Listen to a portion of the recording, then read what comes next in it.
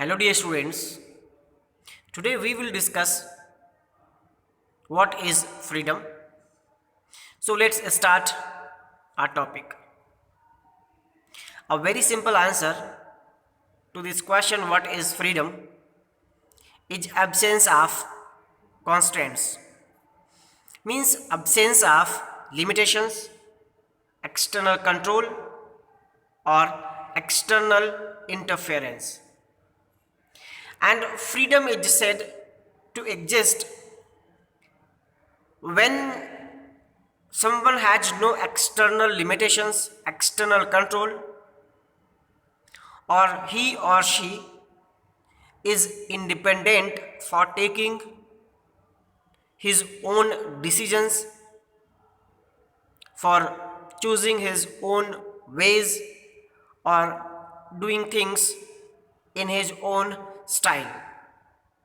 Means no external control, no external supremacy, no external interference in the internal matters of anyone. However, absence of constraints is only one dimension of freedom. Freedom is also about expanding the ability.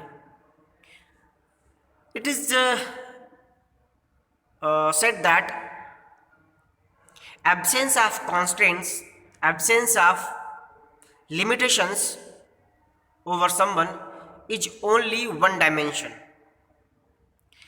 And freedom is also about expanding the ability of people to freely express themselves and develop their potential.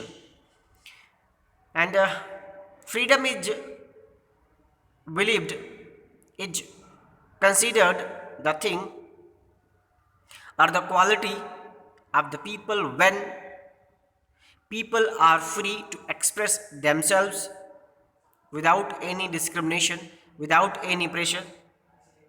Freedom in this sense is the condition in which people can develop their creativity and capabilities. So, in this context, freedom is said to be the quality in which people develop their creativity, develop their capabilities, develop themselves according to their own ways, develop their societies in each and every respect, mentally, physically, and socially, etc. Both these aspects of freedom, the absence of external constraints as well as the existence of conditions in which people can develop their talents, are important. Without these conditions, external limitations, external controls, and existence of such conditions that in which people can develop their talent, their creativity, and develop themselves completely.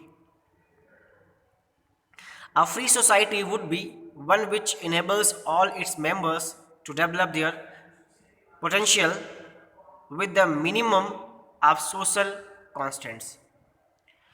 A free society is said the society which enables its all members to make their development in each and every sphere of life with the minimum limitations over them. No individual living in society can hope to enjoy total absence of any kind of constraints or restrictions. It becomes necessary then to determine which social constraints are justified and which are not, which are acceptable and which should be removed. The other side of freedom is no individual living society can exist or can deny total absence of any limitations or restrictions. So it is necessary to figure out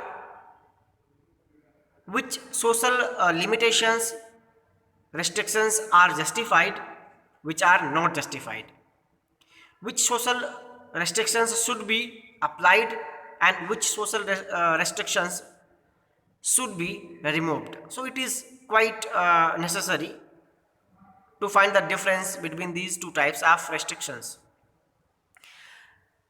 To understand which social constraints are necessary, discussion on freedom need to look at the core relationship between the individual and the society or group, community or state within which he she is placed. So it is understand to understand which social constraints are necessary, the discussion among the people of any society is very necessary. After discussing positive and negative effects of restrictions, people can find out which restrictions are good and which restrictions are bad for their development. That is, we need to examine the relationship between individuals and society. We should need to see which features of society allow the individual the freedom to choose, decide, or act, and which do not. And in this process, we have to examine the relationship between individuals and find out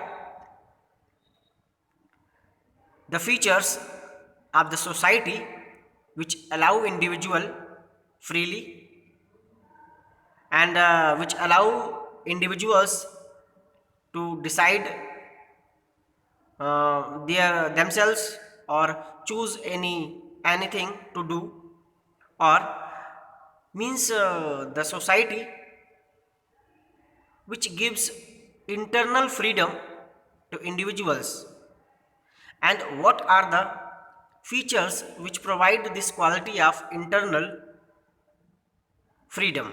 So we have to find out those things. We should not do determine which features are desirable. Sorry, we would need to determine which features are desirable and which are not, which should be removed and which should not. That is why we have to decide the features of society, features of community, and we have to make differentiation between the features which are positive and negative. We have to decide which features are good for the freedom and which features should be removed as they prove obstacles for freedom. Further, we need to see if the principles which we use to differentiate necessary from unnecessary constraints also apply to relationship between individuals and group and nations. And we must also observe the principles which we use to differentiate between these two types of features, positive and negative, which should be applied, which should be removed. Thus far, we have defined freedom as the absence of constraint. To be free from to be free means to reduce or minimize social constraints that limit our ability to make choice freely. So we have find out that freedom is absence of constraints, or to be free means to reduce the social interference or external interference in internal choice of people. However, this is only one aspect of freedom. to put it in other way. However, what we discussed, the constraints means uh, freedom is the condition free from outer limitations, external limitations. This is only one aspect of freedom. To put in another way, freedom also has positive dimensions. To be free, a society must widen the area in which individuals, groups, communities, or nations be able to charter their own destiny and be what they wish to be. If we talk about freedom broadly, then we have some positive dimensions. And for those positive dimensions, a society must be free. Society must widen the area so that every individual or group or community or nation present and that society must be able to make its complete development, and they must make their charter or destiny themselves. Freedom in this sense allows the full development of the individual's creativity, sensibilities, and capabilities. So, in this sense, freedom is the quality which enables individuals to develop himself uh, in every respect, develop creativity, sensibilities, capabilities, mental development, physical development, etc. Be it in sports, science, art, music, or exploration. And the fields in which anybody can develop himself, can be sports, science, art, music, exploration, and so on. A free society is one that enables one to pursue one's interests with a minimum of constraints.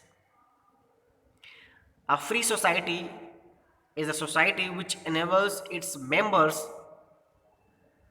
to pursue their interests with minimum limitations, with minimum preventions, with minimum bonds.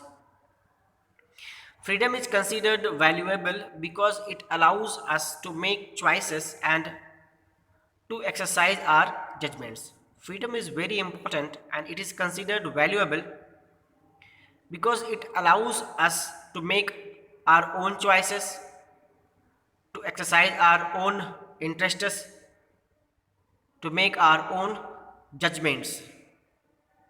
It permits the exercise of individuals' power of reason and judgment. Freedom permits the exercise of individuals means freedom permits individuals to use their reasons, their judgment, and make their complete development. So, in short, we can say freedom is the thing or the quality which enables a person to make its complete development, like creativity, and exercise its powers, and have complete development of mental and physical, and so on. Like uh, one can express one's thoughts freely.